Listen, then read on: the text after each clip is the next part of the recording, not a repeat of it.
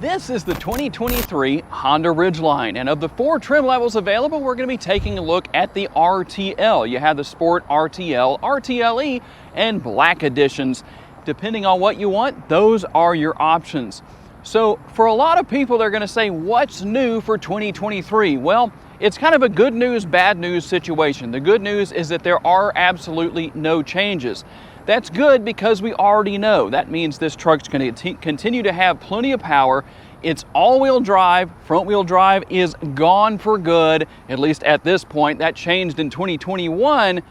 It means it still has that smooth, comfortable ride thanks to the independent rear suspension, and it has those great truck-like qualities and other features that trucks don't have. We'll show you what those are as we get to them. The bad news, well, there's no changes. That means the #1 requested change, or addition I should say, that people want for the Ridgeline is not here yet, but it's going to come possibly in 2024. We'll have to wait and see. What is that? The hybrid powertrain. And today I'm at Holmes Honda, and for those of you who may later in the video comment and say, what's the price of this Ridgeline? I don't know how you don't see it when I put it on the screen because I highlight it just as you see right now. But if you want to ask, you still can. I won't complain. But something that I really want to show that Honda has not changed here is right here on the front end. And this is exactly what I'm talking about, something that obviously is not gone on the Ridgeline because there's no changes for 2023. It's this blinking light right here. It's called a blinker. And here's what happens when you're driving down the road. You're turning to the right, turning to the left, changing lanes to the right or to the left, or even merging into traffic. You turn that on the appropriate side of the vehicle to let people know what you're doing. And you might say, Tom, how do I make that work? Does my vehicle have that option? Let me show you. In the case of this Ridgeline, this lever right here allows you to control the functionality of the lights all over the vehicle, including the fog lights. That's what this switch is for, but that's not all that it does. When you push it into the up position, that means you're changing lanes to the right or turning to the right, and the same thing into the down position when you're doing those things to the left. That's how you use your blinker, and I promise you, even though I haven't seen your vehicle, I know that this is on your vehicle. And pay attention to something really important here, folks. Let me show you from a couple of different angles. Notice that there is no Surgeon General's warning on the turn signal lever saying using your blinkers is hazardous to your health. And here under the hood, the 3.5-liter Honda V6. It puts 280 horsepower out, 262 pounds-feet of torque, made it to a 9-speed automatic transmission. And like I said earlier, unless you skip that part of the video, this truck comes standard all-wheel drive. For a few years, it had front-wheel drive or optional all-wheel drive. Front-wheel drive gone, it's now all-wheel drive no matter what trim level you get. How about MPGs? 18 city, 24 highway, 21 combined, and according to Honda, this doesn't sound too bad. You should use 4.8 gallons of gas per every 100 miles you drive. And because I know my viewers so well, I better not leave out whether or not there are turn signal indicators built into these side view mirrors. Obviously there are. And for the people who ask about that, I assume you are the rare people that actually use your blinkers. And for those of you who may say, hey Tom, what size are the tires and wheels? The tire size is 245/60 wrapped around an 18-inch wheel. And that 60 series sidewall, very beneficial to the smooth ride quality of this truck because there's a lot there to absorb bumps when you're driving down the road, as opposed to if you had low profile tires that don't have much at all. That's why vehicles with low profile tires don't ride well. And there is quite a bit to talk about here with the bed that definitely sets this apart from the truck. No matter what people say, it's going to continue into the 2023 model year with the Ridgeline when they say, it's not a truck. That's really what they sound like. I promise. You can't hear them in the comments, but that's what their voices sound like. Here's the dual action tailgate. Dual action because it opens in the conventional way, but right here under the all-wheel drive logo is another release to open the bed or open the tailgate and give you access to what's called the lay flat bed. Why is it called a lay flat bed? Because it doesn't have the typical truck large fender wells protruding into the interior of the bed. That means you can lay pieces of sheetrock or plywood or whatever you can get to fit in here flat without that issue. So there's actually more space width-wise than you would normally have in most situations with most trucks. You also have the lockable in-bed trunk right here, one of my favorite features because it's a multitasker. You can use it for storage, you can use it for tailgating, you can partition it off, you can fill it with ice. And when that ice melts down to water, there's a drain plug in there. You can drain the water out, you can even clean things off if you wanted to, hose them down, and then let the muddy water, dirty water drain out there as well. Very easy to deal with, very easy to clean up again. One very important point here. You've got the tray right here that holds the tire, the spare tire, the tools for changing that tire, and even the funnel if you ever run out of gas to stick into the capless fuel fill for your fuel tank over here on the driver's side of the truck. But here is an important point for you. This is called a tray bolt, and it goes down to hold the tray down that holds that spare tire, and there's one on each side. If you ever take those out, if you can, sometimes they're just way over tightened from the factory, make sure you just tighten them up finger tight. That way, if you ever need to gain access to that area again and pull that tray out, as you can do to make gaining access to everything there very simple, you'll be glad that they're finger tight so they're not hard to get off. I actually had to use a pair of pliers to kind of MacGyver my way to getting one of them loose earlier. That will save you a lot of trouble. And now that we've talked about functionality, let's talk about capability. What about the payload of this truck? 1,509 up to 1,583 pounds.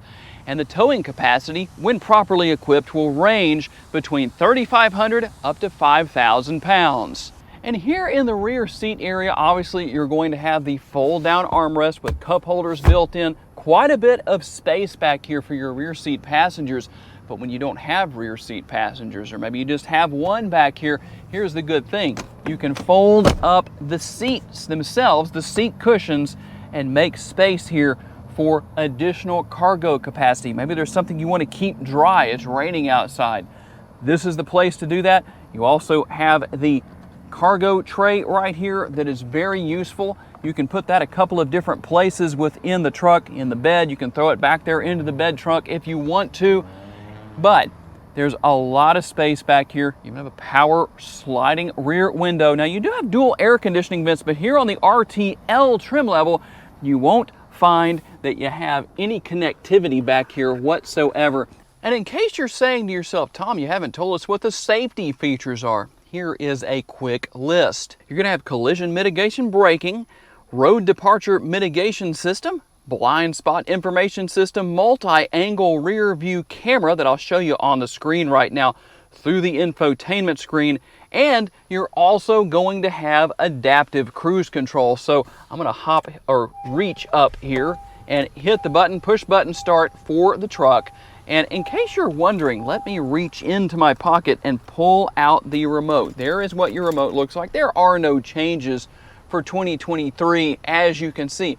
But you still have a nice sturdy remote there. And something else, just like people tend to ask me about those turn signals built into the side view mirrors, does the truck have remote start on the remote? Yes, it does. A very easy to use and or learn interior with all the latest technology here from Honda. If you've never had this type of technology before, don't be afraid of it. It's easy to learn from Honda, at least. I can't say that about all automakers. A nice modern looking instrument cluster. You'll get all the information you need by scrolling through with your steering wheel mounted controls. There's quite a bit there for answering and hanging up on phone calls, setting your adaptive cruise control.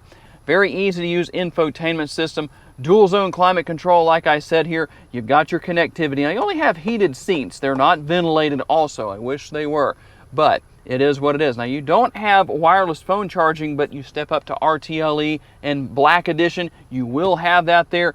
Your cup holders, and the push button shifter gets mixed reactions from a lot of people, but there it is. And the garage door style, I call it, lid for the console. That may not be what it's called, but that's what I call it because that's what it makes me think of. You've got plenty of space down there and some more connectivity in addition to what we saw earlier underneath the controls for the dual zone climate control. But one thing we do want to do, why not? Let's hop out on the road for a test drive and see how this 23 Ridgeline handles the road. All right, we're gonna get out on our test drive here. And I'm gonna take this truck over some roads that are anything but smooth so I can give you a little bit of an experience of what the road noise is like. So unfortunately got a few vehicles in front of me here, so I can't drive the speed limit most likely, but we'll see what happens. But we'll do our best. So let's let you listen for a minute. We're getting towards the speed limit now, so we're doing a little bit better. But just so you can hear what the road noise is like, it's not too bad. I don't know how my lapel mic is picking it up, but just so you know, that's what you get. Now, what about acceleration? Obviously you have multiple driving modes. You do have a sport mode, even though some people call it sequential mode. It's really sport mode. That's basically what it is. You can call it whatever you want, but it does allow you to get down the road nice and quick. You know, it's not going to be neck snapping performance or anything like that, but it definitely does the job. Now, I would love to have the day come when I have an opportunity to tow a trailer, to maybe have a heavy payload in the rear and see if we can haul that 1,583 pounds that Honda says this truck should be able to haul in the bed. Don't know if we'll get that opportunity, maybe a press vehicle one day. But overall, the driving experience here is very nice. It's comfortable. That goes without saying. If you're new to the Ridgeline, well, I mentioned earlier in the video, it does have a very smooth ride quality when compared to most other trucks, especially mid-sized trucks, because of the independent rear suspension. That makes a big difference. The handling quality is good, but again, not sports car-like, but I think it's more than acceptable for what the vehicle is, and it handles well. Okay, not high performance well, but it handles well for what it is. And here's something that's interesting. I know a lot of people don't think about this, but you have a nice balance between shocks and suspension that do a nice job of providing a good smooth ride quality, and also comfortable seating. These leather trim seats are nice and comfortable.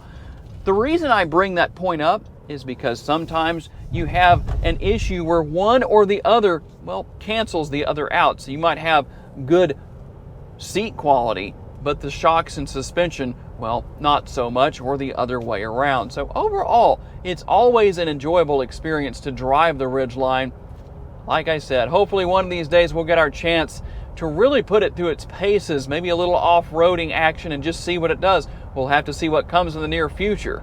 So tell me down in the comments section, what do you think about the 2023 Honda Ridgeline? Are you disappointed?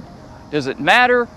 Don't worry though, guys. I promise you that the hybrid powertrain for these Ridgelines is coming maybe in 2024. Keep in mind, the 2023 CR-V that hopefully we'll have our hands on here in the near future here at Holmes Honda, and I'll bring that to you as soon as I can.